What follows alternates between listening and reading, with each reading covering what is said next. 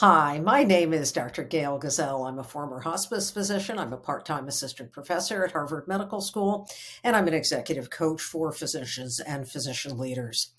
And in the last 14 years, I've had the pleasure of coaching around 700 physicians, and I have seen the impact of the imposter syndrome on almost every one of them. People tell me things like, everyone else knows what they're doing. What's wrong with me? It's only a matter of time until everyone sees what a fake I am. I'm not like the others. It's just luck that I got here. Or even, phew, I just fooled everyone again. But next time, everyone will see, and I'll be the laughing stock of my institution.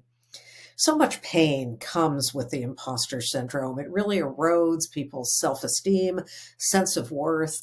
It takes away our authentic voice. It leaves us procrastinating. It leaves us striving for perfection, an unattainable goal, and it erodes our natural resilience.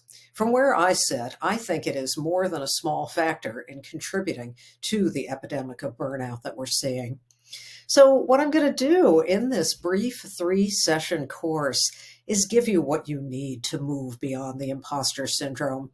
We'll start with the history and how we even understand that there's something called the imposter phenomenon or syndrome. We'll talk about why it develops and how it develops. We'll get into the neuroscience and the sequelae of feeling like an imposter. But most importantly, I'm going to give you the secret of how to crack the code, how to move beyond and vanquish the imposter syndrome with some relatively simple strategies that you can start using right away. So let's start with a little bit of history to set the stage. Well, two clinical psychologists, Pauline Clance and Dr. Suzanne Imes, developed the idea of the imposter syndrome in the late 1970s, and they did interviews with 150 highly successful women from a variety of backgrounds. And all of these women, despite their earned degrees, their scholastic honors, their high achievements, praise, and professional recognition, almost all of them reported feeling no internal sense of success. They considered themselves to be some sort of imposters. And that's where Clance and Imes christened the idea of the imposter phenomenon. And they talked about three defining features. The first is that other people have an inflated sense of the person's abilities. The second, fear that the true abilities or inabilities will be found out.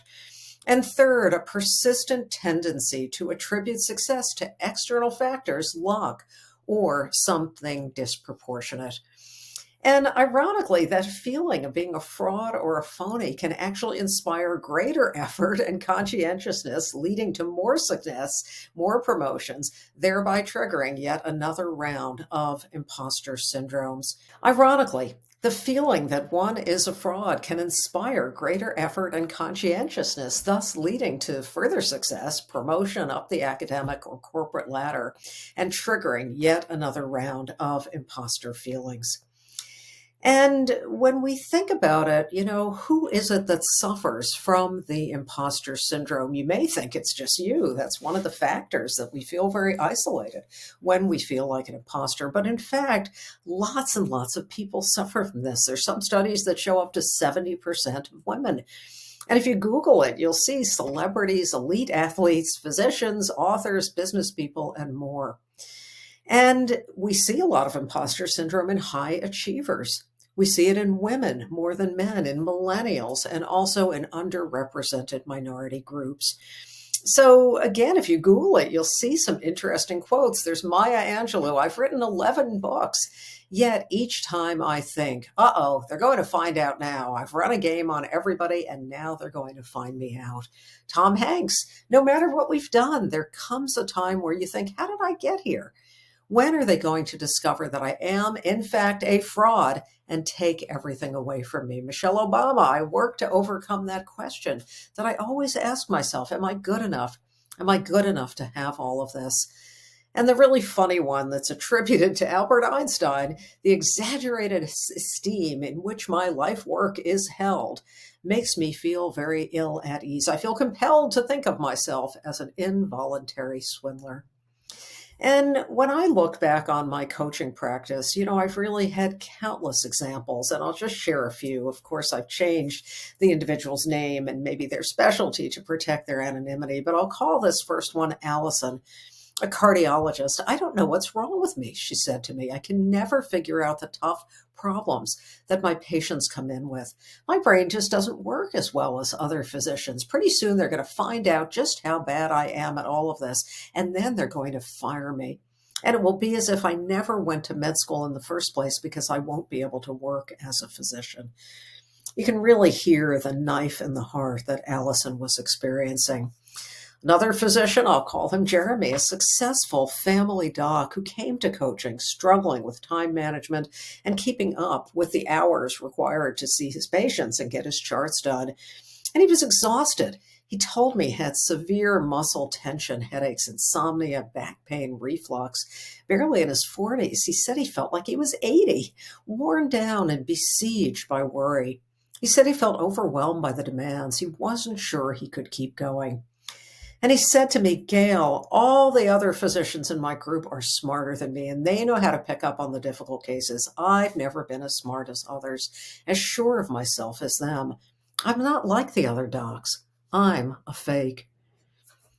And someone I'll call David, a med school dean. "Everyone thinks I'm so smart, Gail, so accomplished, but I'm not really. I don't even know how I got appointed as dean." So painful. And perhaps your own imposter beliefs give you that same very uneasy, very low feeling about yourself. Again, I think about it like as a knife in the heart. And I've certainly experienced this myself. For many years, I thought to myself, well, somehow I got really lucky to end up at Harvard Medical School. And for some reason, they haven't kicked me out all these decades.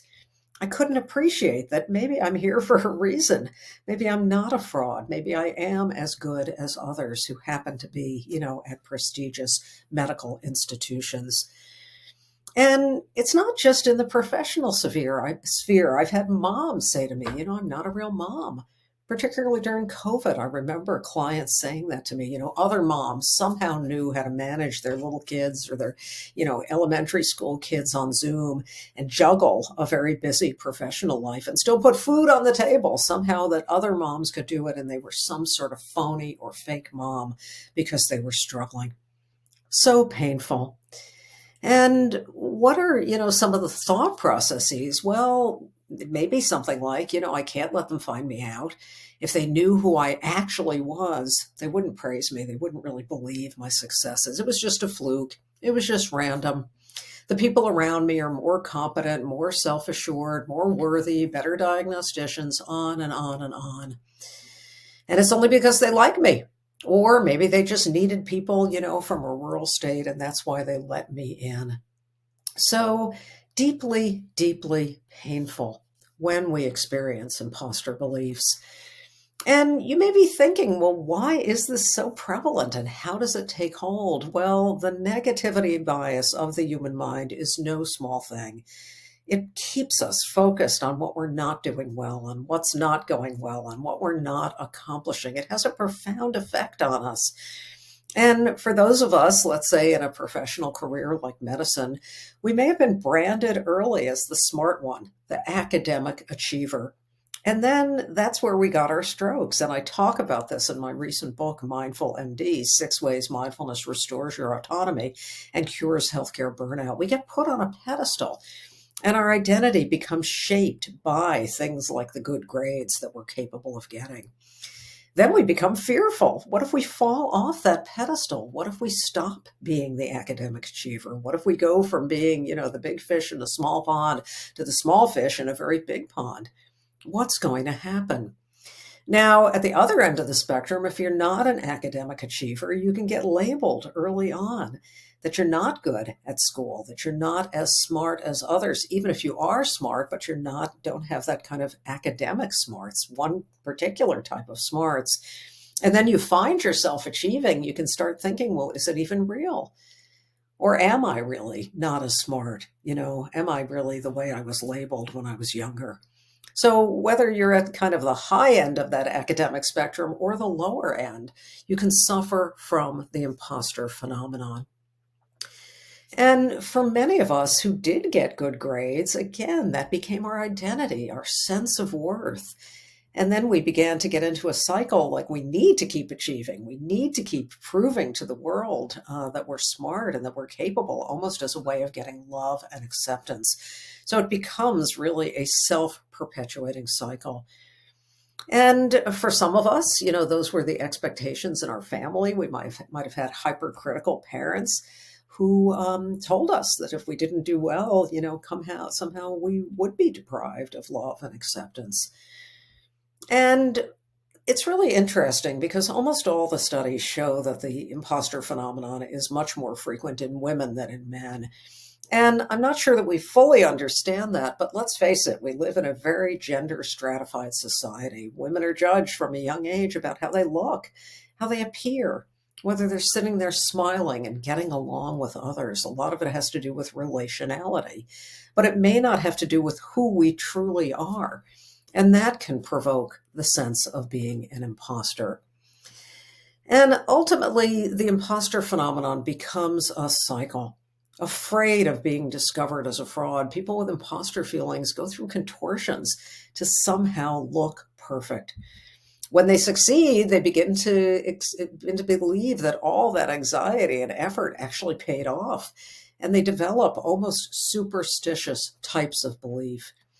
And as Suzanne Imes told us, unconsciously, they think that their success must be due to all of that kind of self torture. So, really important to understand some of the history, and that's what I've tried to cover in this first module. Stay tuned.